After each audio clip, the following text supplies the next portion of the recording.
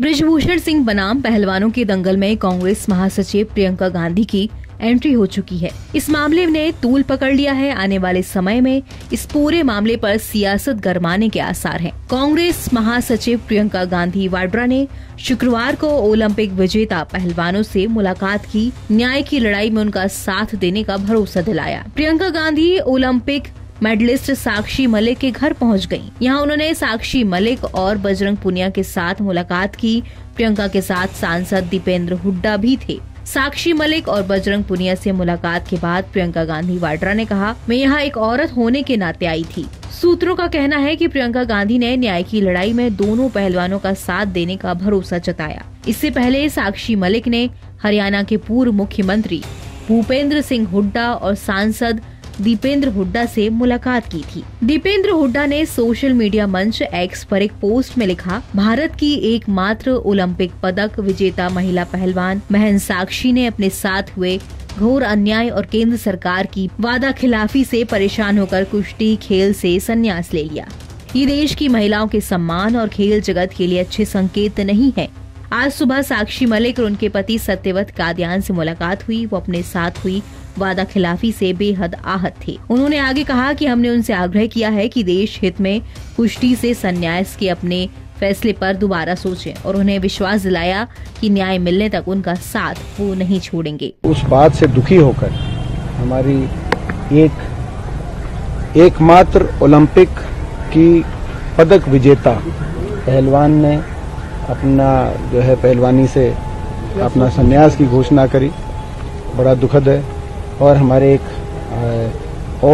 हमारे देश के सबसे बेहतरीन पहलवानों में से जिनका ट्रैक रिकॉर्ड रहा है, उन्होंने अपना पद्मश्री लौटाया, वो भी बहुत ही दुखद है। इस बात पर मैं प्रियंका जी साक्षी मलिक से मिलने आई थी। उनको यही उन्होंने कहा कि इस अन्याय की लड़ाई में वो उनका पूरा साथ देंगे।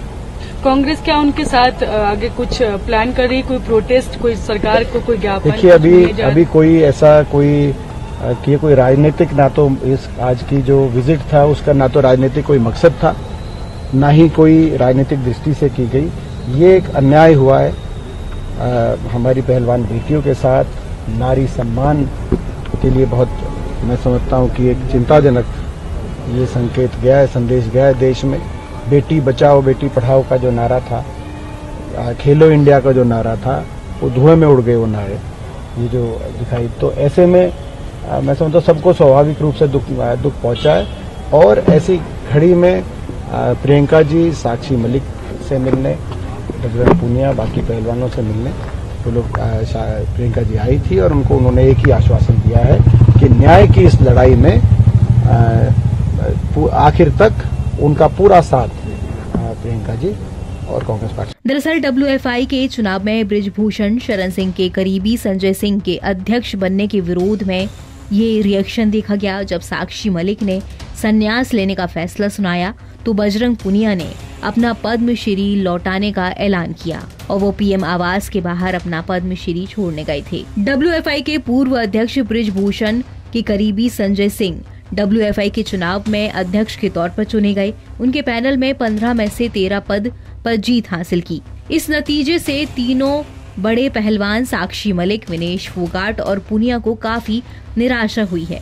उन्होंने महासंघ में बदलाव लाने के लिए काफी जोर लगाया था। उन्होंने कई महीनों तक लगातार प्रोटेस्ट किया था, विरोध प्रदर्शन किया था। बृजभूषण शरण सिंह पर कई गंभीर आरोप लगाए थे। उस पर शिकायतें भी दर्ज हुई थी, FIR भी दर्ज हुई थी, चार्जशीट भी दाखिल हुई थी। लेकिन इसके बाद जब बृजभूषण का ही करीबी कोई अध्यक्ष पद तक पहुंचा है तो इन पहलवानों को हार जैसा महसूस हो रहा है।